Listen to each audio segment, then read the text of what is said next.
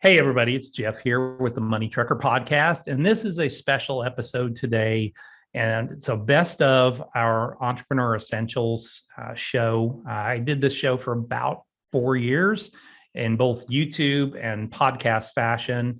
And I did a bunch of shows last year during the beginning of the pandemic that I wanted to go back and visit with and talk, and see what we talked about on these shows when we were before the pandemic or at the very, very beginning of the pandemic. I will be doing some new shows with these same people. And the one that I'm going to share with you today was Dr. Andrew Fox. Dr. Fox is a minister. He is a chaplain with the Austin Fire Department. He conducts weddings. And in addition to that, he also owns a real estate company with his wife. So he's got a little bit of the academic piece, the chaplain piece, but then also a business owner's perspective on dealing with the pandemic, dealing with what's going on in our world today and some of the challenges we face. So I hope you enjoy the show. Stay tuned in the very, very near future when I do another show with Dr. Fox and really share with you kind of his take on how we've come out of all of this and what, some of the other challenges we're dealing with in life. We got a lot of strife between people and really needing, figure out ways that we can all work together. So thanks a lot. We'll see you back here in just a second with the best of Andrew Fox.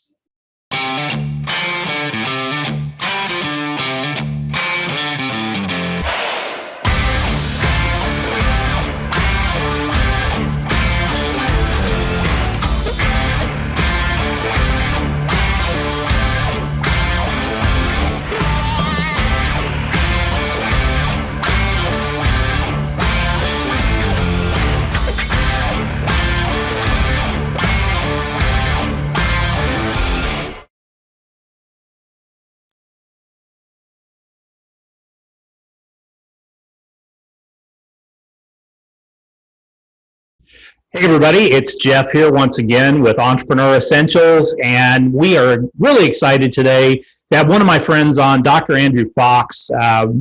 Dr. Fox and I got to know each other through a group that we're part of that meets once a week, and really getting to know him, he gives me hope every week when we go through all the craziness that we're going through. And has a really interesting story of how he got here. Certainly, he's from the UK. We're both rugby fans, and we're both England rugby fans. So it was something that we got together with right away. So, Dr. Fox, thanks for joining us, my friend. Great to be here, Jeff. Good to be here. So, what do you want to know? Well, why don't you tell us a little bit about your background? You certainly came here from England, and tell us a little bit about how you got here and what you do for a living. Well, like I tell many of my friends, I'm about 300 years late coming on the Mayflower. I came on British Airways instead. So I've been in the country 20 years now, and I was ordained as clergy in the UK and practiced that in Washington for 10 years and still hold that clergy status. And now living in Texas, I'm the lead chaplain for the Austin Fire Department. That's 1,300 fire department uniformed individuals that are under my pastoral care. So it's a great privilege to do that. And at the same time, throughout all the years of clergy, myself and my wife have always been entrepreneurial. And it creates revenue and connections. It helps communities flourish. Kind of an old Jewish way of doing things in the Old Testament. They were in business, not just for themselves, but that the community might flourish. So we've kind of adopted that over the years. And so a number of years ago, we opened up a real estate brokerage called Fox Realty.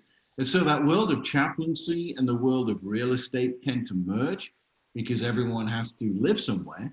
And whether they're buying or selling or renting or investing. And of course, today with COVID-19, that has become quite an issue in the economy. So again, there's an overlap of people's concerns in their own life and who they are and what they're investing into, chaplaincy and real estate. Mhm. So that's my kind of world, Jeff. And very happily married to my wife for 26 years with 3 kids. And they are a delight and a challenge at the same time, like every normal family. So, And you get to spend more time with them than you ever did. yeah, well, 2 of my kids have left home. They're old enough and they have their own apartments. But Yeah. my daughter is left at home, and she is a delight. She's very much like a mother, very practical, full of life. And so, we are sincerely enjoying this time of being thrown together, more or less.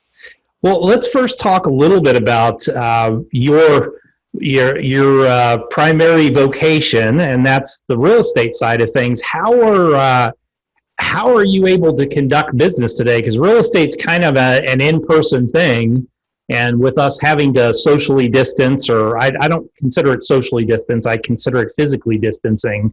How are you doing that today? Well, that's a great question, Jeff. And there are always solutions to problems. So, for instance, the paper trail is a moot point now because everything is done electronically with Sure. electronic document signing. And so that takes care of that. There is a closing that has to be done with a title company. And we closed a young couple the other day. She's pregnant with a second child, and they've invested in an investment property as well as their primary property. And we signed documents in the parking lot of the title company, remaining 6 feet from each other. So there's always a way in doing things. Now, when my wife and her team show properties, of course, they're wearing latex gloves, and they do a viral tour of the home. So, for instance, if we listed your home, Jeff, you would have it clean and ready to show as normal. So one of our team would come over, and you wouldn't be there. You'd be out the way, and our team would come and record a virtual, sorry, not a viral, but a virtual walkthrough. And that is constantly referred to on what's called the MLS. It's the dashboard of all real estate. So in a sense, you get to look through someone's home 24/7 from your own home, and then you have questions from that you would ask the listing realtor. So again, electronics, technology is really helping us to show and list properties while keeping to what the governor of Texas has strongly recommended at this time during COVID-19. So the unknown is people buying and selling at this present moment. There's a little apprehension. Buying and selling has slowed down a little bit, but renting property has certainly increased. But the same for real estate any year. You get hot spots and cold spots. So for us, we keep our team motivated and creative to be able to do property. So the good thing is mortgages now are absolutely the lowest they have ever been. And banks, although they're stringent on how they loan money compared to the property bubble that burst about 10 years ago, it's great times for people getting mortgages. So I think what we have to deal with, Jeff, as with any business, is the psychological effect, the worries and the anxieties of people in buying and selling and investing in property. And that's, again, a crossover of chaplaincy where you can reassure people, just as a human being, that all is well. Property, it's a great time to buy and sell. Sure, absolutely. Well, I wanted to talk a little bit about how you crossed, your business crossed over into that, utilizing the chaplaincy as well as that spirit of giving. And can you tell us a little bit about the Heroes program that you guys have through Fox Realty? Well, Fox Realty makes no sense in the business world, but it makes complete sense to us. And we continue to prosper and make money. And we give 20% of the brokerage income back into the community. So, for instance, we just gave $12,000 to a charity called Hope House, who care for 24/7 people with special needs. We've done it with Reset Mentoring, Key to Free, and many, many charities. About $80,000 to date we've given away. So with the spirit of giving, that is the nature of our business, we introduced the Heroes Program that specifically helps those in the medical profession, doctors, nurses, janitors that work in hospitals, administrators that work in hospitals, anyone connected to the medical profession. We work it so they have no closing costs. So closing costs can be up to $7,000 on the average house. So what we do is we negotiate on behalf of the person who's in the medical profession for everyone involved to lower their commission, so they get their closing costs taken care of. And especially now during COVID-19, with these wonderful people that are putting their lives on the line and their health on the line for the sake of our health, it's a great program to be able to offer to them. And of course, we do similar things with law enforcement and uniformed personnel. So again, the spirit of giving, Jeff, in giving back to the community, it builds reputation, but you have to do it sincerely. So, I mean, we could talk for hours about stories of people that just needed that extra help at this time, and we've been able to do that. And they don't forget you, and they recommend you to their friends as well. So business is far more than an MBA business plan. Business is nothing without people, and people matter. People remember you. So it's a challenging time, but it's also an exciting time. A little bit like Charles Dickens' The Tale of Two Cities. You know, the first line is, it's the best of times and the worst of times, you know, referring to, Victorian Paris and London, the two cities. Well, we're in that time right now. And it's good to be optimistic, pragmatic, enthusiastic, because people are attracted to that at the same time. So thrilling to be able to do that, Jeff. Right? Absolutely.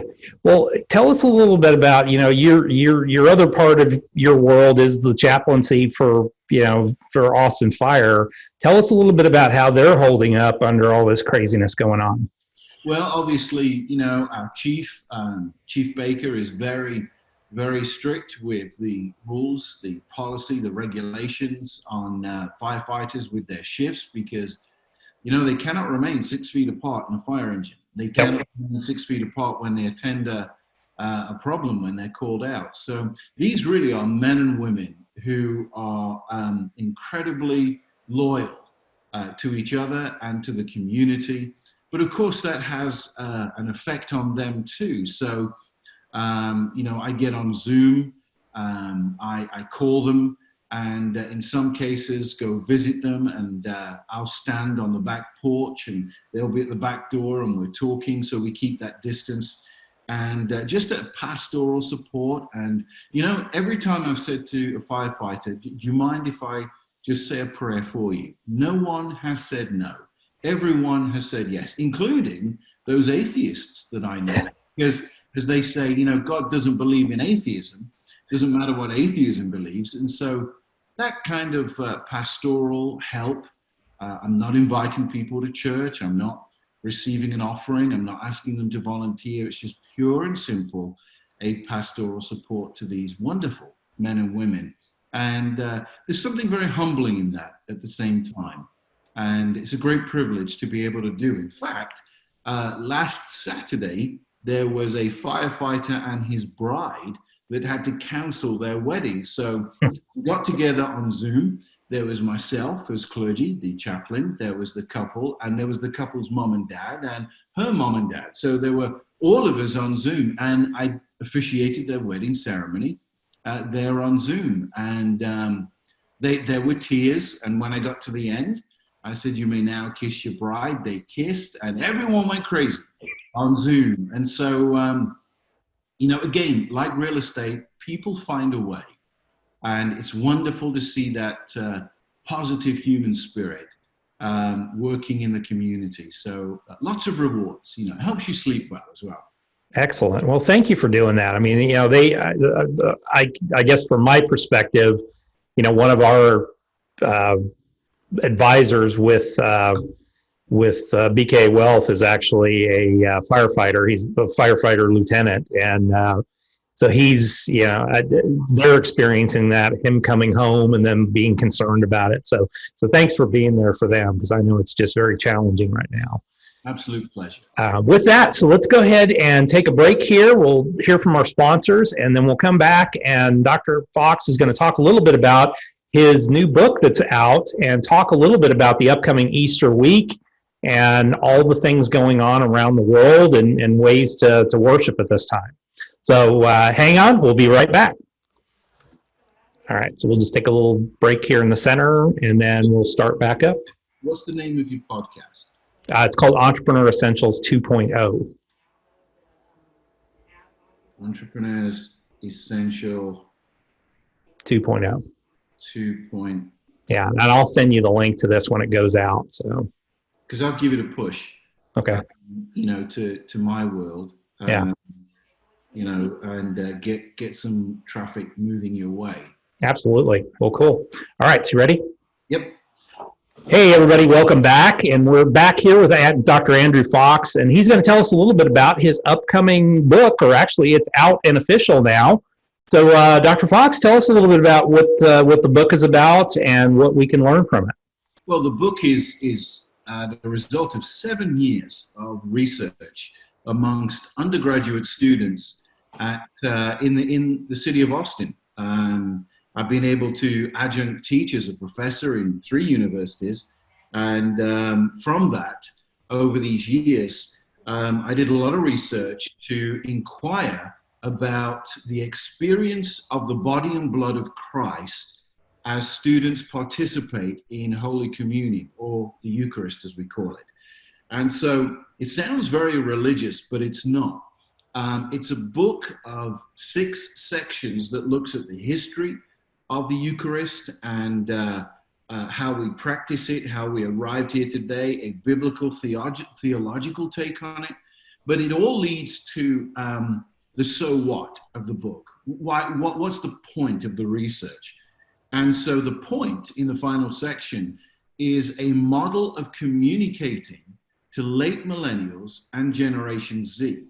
Now, that can be adapted not just for priests and pastors and ministers and bishops and presbyters that officiate Eucharist, but it can also be adapted for HR in different companies and for people that are hiring Generation Z and late millennials in understanding their world, not that the employer is a slave to the employees, but the communication model is a way of effectually communicating to these 2 particular generations that merge together. So I use that in the sense of how do we communicate biblical truth to late millennials and Generation Z. So if you've noticed, Jeff, in the media over the last, 5 years, maybe 3 to 5 years, a lot of the issues in the news are social issues.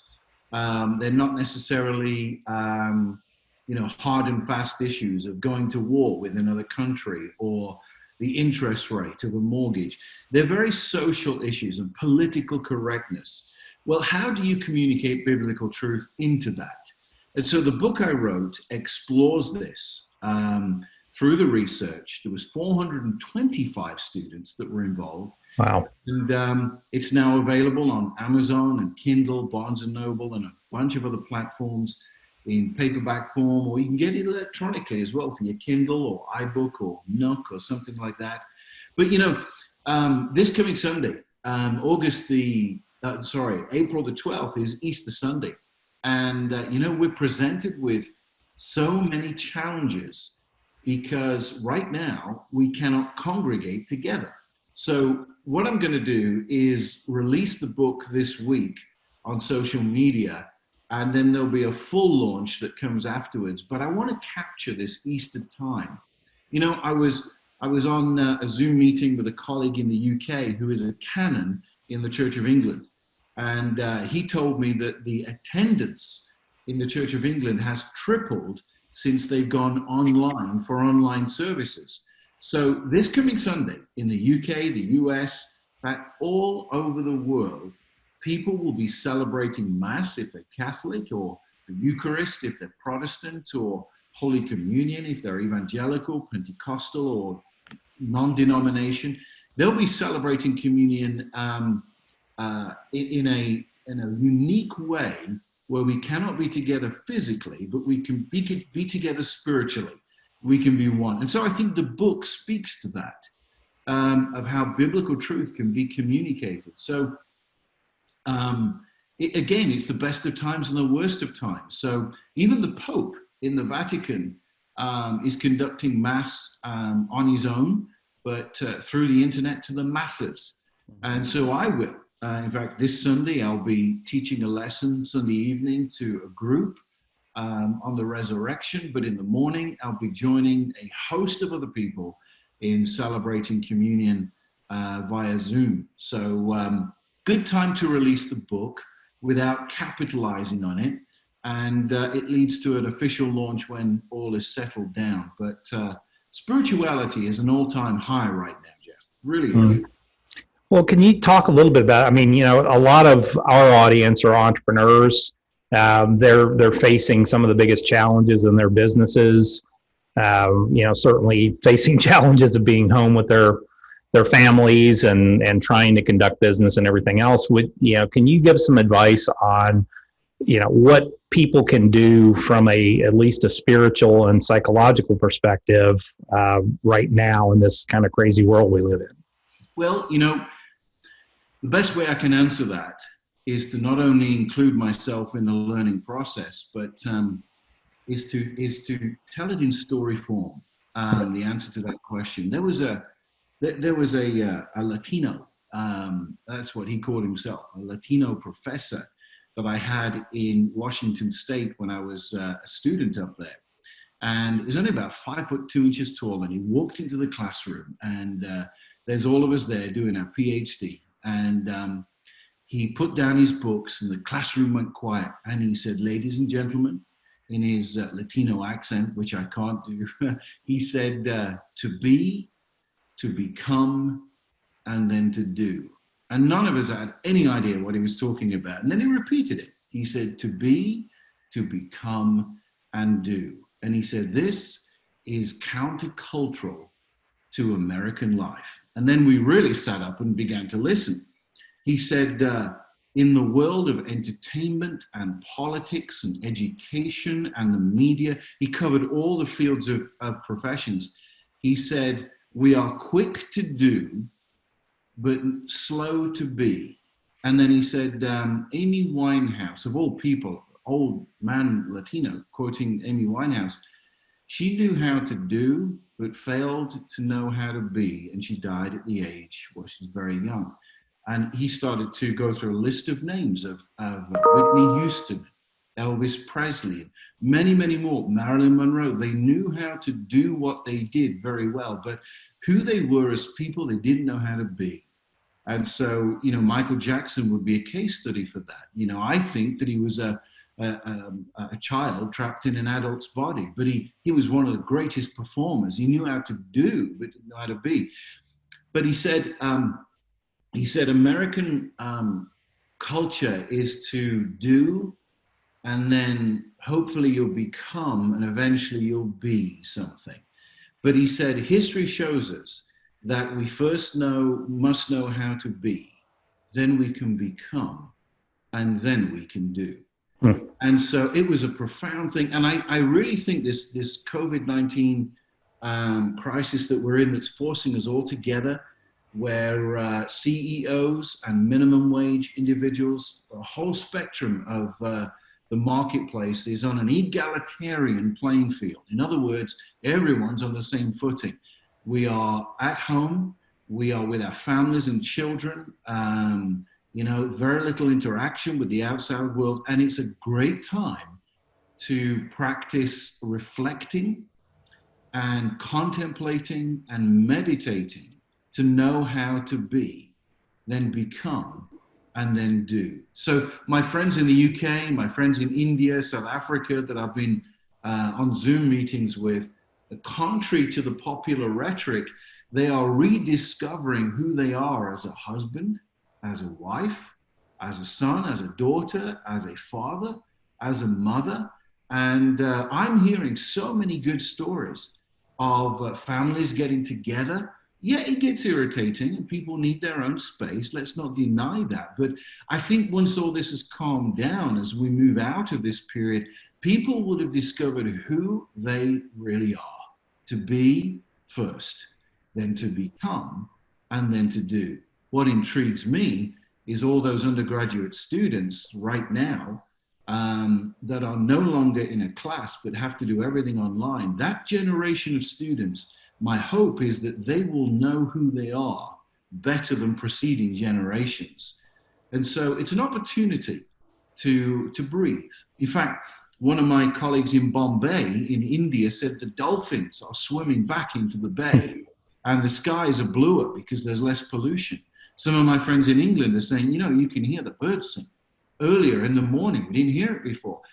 I don't know if it's people weren't listening or what, but it's a great time to know how to be, become, and do. And of course, in my world as a chaplain, I do believe there is a God, and I do believe that God has a plan for each one of us. And maybe in this time, you know, our lives are being prepared for something very good just around the corner. What a very profound thing, my friend. Thank you so much for coming on today. I really appreciate this. I think perfect timing to get this message out. Folks, inside the show notes for our page, this will be on our, you know, all of our podcast channels, iTunes, and all the others, as well as Anchor.fm. But also, we're going to launch this Zoom interview with Dr. Fox on our YouTube channel. And you can find us, you know, in all places under Entrepreneur Essentials 2.0. We'll have links to Dr. Fox's information on there. We'll have a link to the book. So I absolutely encourage you to, you know, pick it up, get it electronically, do whatever you have to do, because it's a phenomenal book, and I think a perfect time to really relate back to that. So once again, Dr. Fox, thank you so much for coming on today, and we will see you all soon. Pleasure.